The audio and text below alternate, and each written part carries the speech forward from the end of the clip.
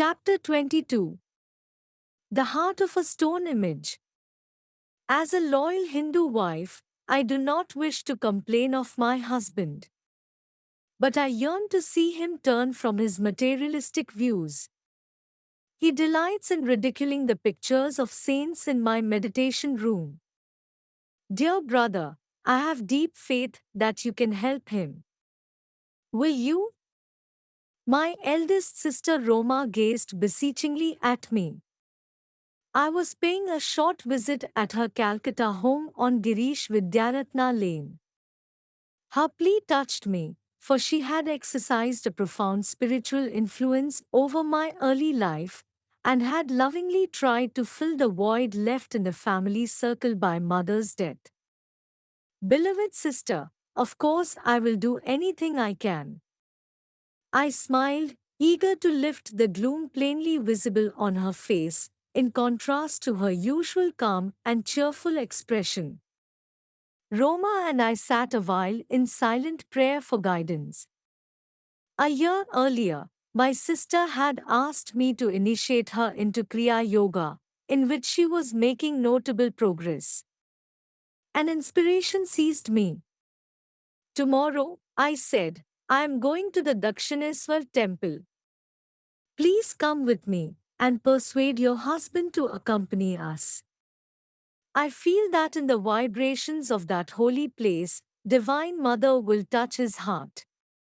But don't disclose our object in wanting him to go. Sister agreed hopefully. Very early the next morning, I was pleased to find that Roma and her husband were in readiness for the trip. As our hackney carriage rattled along Upper Circular Road toward Dakshineswar, my brother-in-law, Satish Chandra Bose, amused himself by deriding spiritual gurus of the past, present, and future. I noticed that Roma was quietly weeping. Sister, cheer up, I whispered. Don't give your husband the satisfaction of believing that we take his mockery seriously. Mukunda, how can you admire worthless humbugs? Satish was saying. A sadhu's very appearance is repulsive. He is either as thin as a skeleton or as unholily fat as an elephant. I shouted with laughter. My good-natured reaction was annoying to Satish. He retired into sullen silence. As our cab entered the Dakshineswar grounds, he grinned sarcastically. This excursion, I suppose, is a scheme to reform me? As I turned away without reply, he caught my arm. Young Mr. Monk, he said, don't forget to make proper arrangements with the temple authorities to provide for our noon meal. I am going to meditate now. Do not worry about your lunch, I replied sharply. Divine Mother will look after it. I don't trust Divine Mother to do a single thing for me.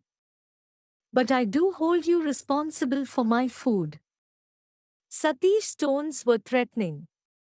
I proceeded alone to the colonnaded hall which fronts the large temple of Kali, or Mother Nature. Selecting a shady spot near one of the pillars, I arranged my body in the lotus posture.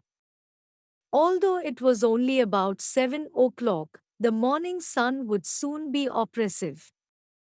The world receded as I became devotionally entranced. My mind was concentrated on Goddess Kali, whose image at Dakshineswar had been the special object of adoration by the great master, Sri Ramakrishna Paramhansa. In answer to his anguished demands, the stone image of this very temple had often taken a living form and conversed with him. Silent Mother with stony heart, I prayed, thou becamest filled with life at the request of thy beloved devotee Ramakrishna. Why dost thou not also heed the wails of this yearning son of thine? My aspiring zeal increased boundlessly, accompanied by a divine peace. Yet, when 5 hours had passed, and the goddess whom I was inwardly visualizing had made no response, I felt slightly disheartened. Sometimes it is a test by God to delay the fulfillment of prayers. But he eventually appears to the persistent devotee in whatever form he holds dear. A devout Christian sees Jesus, a Hindu beholds Krishna, or the goddess Kali, or an expanding light if his worship takes an impersonal turn. Reluctantly, I opened my eyes and saw that the temple doors were being locked by a priest, in conformance with the noon hour custom. I rose from my secluded seat under the open, roofed hall and stepped into the courtyard. Its stone floor was scorching under the midday sun, my bare feet were painfully burned. Divine Mother, I silently remonstrated, thou didst not come to me in vision, and now thou art hidden in the temple behind closed doors. I wanted to offer a special prayer to thee today on behalf of my brother-in-law. My inward petition was instantly acknowledged. First, a delightful cold wave descended over my back and under my feet, banishing all discomfort. Then, to my amazement, the temple became greatly magnified.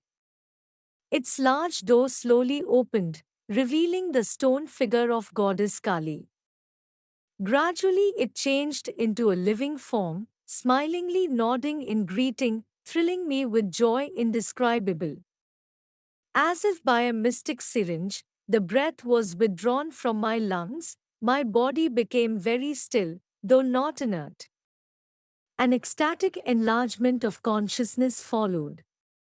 I could see clearly for several miles over the Ganges River to my left, and beyond the temple into the entire Dakshineswar precincts. The walls of all buildings glimmered transparently. Through them I observed people walking to and fro over distant acres. Though I was breathless and my body in a strangely quiet state, yet I was able to move my hands and feet freely. For several minutes I experimented in closing and opening my eyes. In either state I saw distinctly the whole Dakshineswar panorama. Spiritual sight, X-ray lake, penetrates into all matter.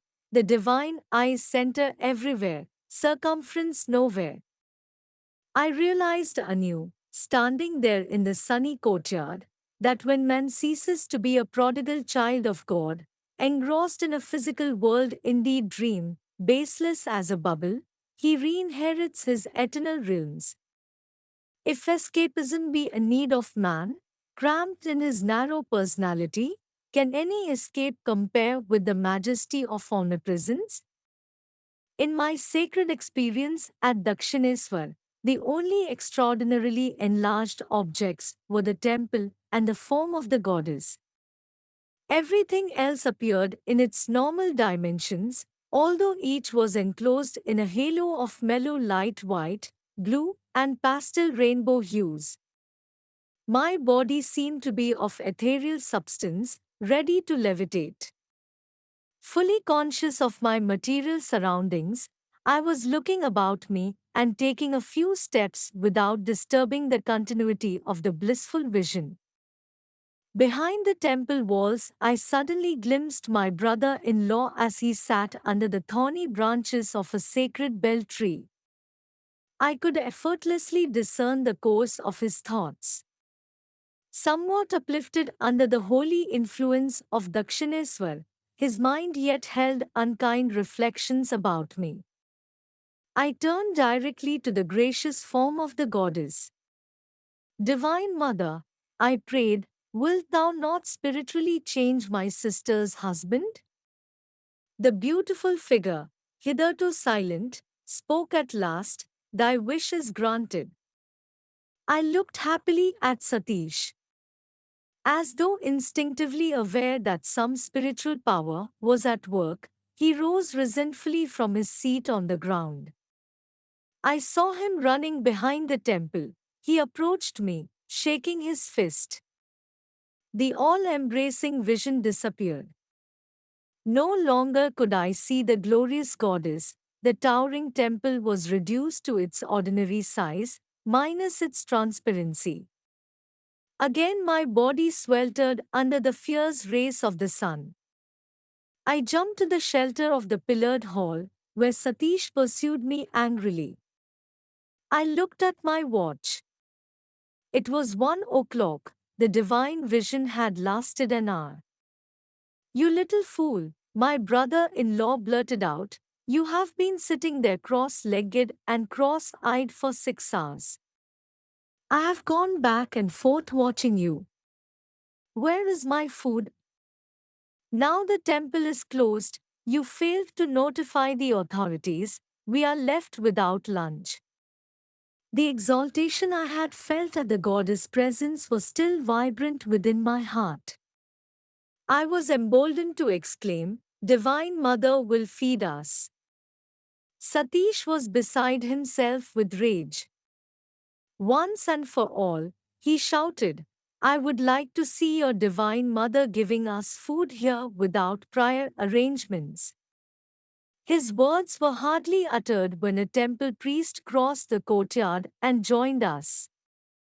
Son, he addressed me, I have been observing your face serenely glowing during hours of meditation. I saw the arrival of your party this morning and felt a desire to put aside ample food for your lunch. It is against the temple rules to feed those who do not make a request beforehand, but I have made an exception for you. I thanked him and gazed straight into Satish's eyes. He flushed with emotion, lowering his gaze in silent repentance. When we were served a lavish meal, including out-of-season mangoes, I noticed that my brother-in-law's appetite was meager. He was bewildered, diving deep into the ocean of thought. On the return journey to Calcutta, Satish, with softened expression, occasionally glanced at me pleadingly. But he did not speak a single word after the moment the priest had appeared to invite us to lunch, as though in direct answer to Satish's challenge. The following afternoon, I visited my sister at her home. She greeted me affectionately.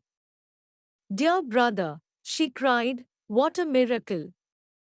Last evening my husband wept openly before me. Beloved Devi, he said, I am happy beyond expression that this reforming scheme of your brother's has wrought a transformation. I am going to undo every wrong I have done you. From tonight we will use our large bedroom only as a place of worship. Your small meditation room shall be changed into our sleeping quarters. I am sincerely sorry that I have ridiculed your brother. For the shameful way I have been acting, I will punish myself by not talking to Mukunda until I have progressed in the spiritual path. Deeply I will seek the Divine Mother from now on. Someday I must surely find her. Years later, I visited my brother-in-law in Delhi. I was overjoyed to perceive that he had developed highly in self-realization and had been blessed by the vision of Divine Mother.